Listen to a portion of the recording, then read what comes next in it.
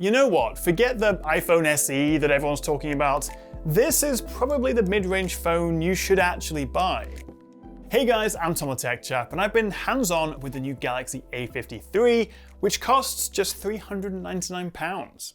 And for that, we get a 6.5-inch 120Hz AMOLED screen, the brand new Exynos 1280 processor, which I haven't tested yet, but it is the first 5nm chip in a Galaxy A series, and it's also being used globally. There is no separate Snapdragon version here. And according to Samsung, we should be looking at a 20 to 40% speed boost over the Snapdragon 778G in last year's A52. Anyway, that's alongside 6 gigs of RAM, which can be boosted with RAM+, and 128 gigs of storage with micro SD card support, which is always great to see. Now here in the UK, we are just getting this one model of the A53 for £399, which gets you that 6 gigs of RAM, 128 storage. But the fact that you can boost the RAM and also drop in up to a terabyte of extra storage via micro SD, that's pretty good. There's also a huge 5,000 mAh battery. That's the same size as we get in the S22 Ultra. And I genuinely don't know how they've squeezed that into this chassis, which is actually even thinner this year at just 8.1mm. Now around the back, we have this quad camera setup, which I'll come back to in a second, because normally when I see quad camera setup on a spec list, I roll my eyes. Usually it's a way of companies sort of padding out the spec list by adding pointless extra lenses, but actually it turns out they do make a difference. But to round out the features, we do also get Gorilla Glass 5, as well as IP67 water and dust resistance, stereo speakers, an optical fingerprint reader and face unlocking support, and also a couple of new colors, including this peach, which I think is going to be one for my friend Sarah Dici, and also this very snazzy blue, which I am actually quite fond of. What is genuinely important though is that Samsung will be supporting the A53 and the A33, which I'll come back to in a second, with 4 years of Android updates and an extra additional year of security. It is really good to see Samsung supporting their phones this long. Oh, and did I mention it's £399, which means it is actually 20 quid less than the new iPhone SE.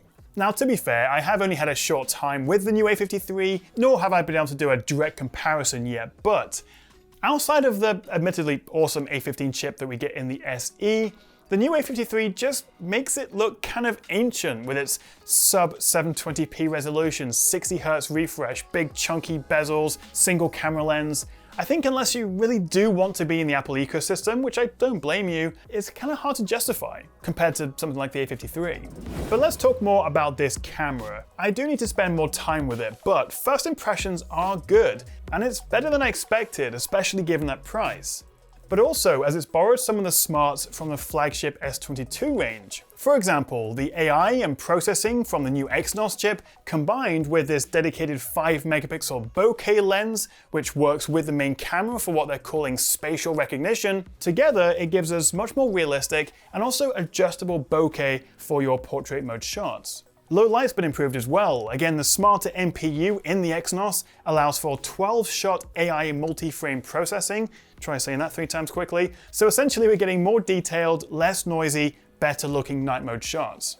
There's also a 5-megapixel macro mode, which actually doesn't seem to be as bad as you might think. It is a specific mode that you go into from the More tab within the camera app, and certainly for the price, I reckon this could be the best macro I've seen, even if it's not something you'd probably use all that often.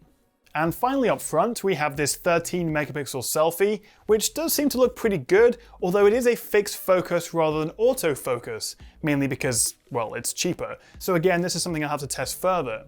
But I think what I've come away most impressed by with the A53 and the A33 is that massive 5,000 mAh battery, which is up from 4,500 last year. That's a big upgrade, and together with the new adaptive refresh rates, new AI algorithms to improve battery over time as you use it, Samsung claim a 2-day battery, and I don't think that's totally unrealistic.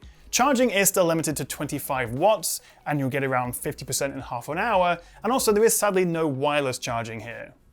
Now, if you are tempted to buy this, but the $399 price tag is just a bit out of your budget, then for 70 quid less at $329, Samsung's also unveiled the Galaxy A33, which is pretty much the same as the A53. The biggest downgrade is in the camera department, as all but the macro lenses are lower quality. The A33 screen is 0.1 inch bigger, although you'd be hard pressed to tell, but you can see we have this slightly bigger U-shaped notch rather than the Infinity O as they call it on the A53.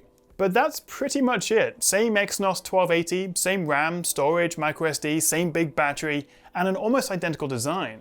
It's going to be really interesting to see just how much of a difference there is in the camera, and therefore whether it is actually worth paying the extra $70 to get the A53. But either way, first impressions, both these phones seem to be pretty incredible value for money. But what do you reckon? Are you tempted to buy one, or would you maybe get the iPhone SE instead? Let me know what you think of the new Galaxy A series, which currently does not include a new A73, I should add, the bigger version. We haven't seen that, just the 33 and the 53.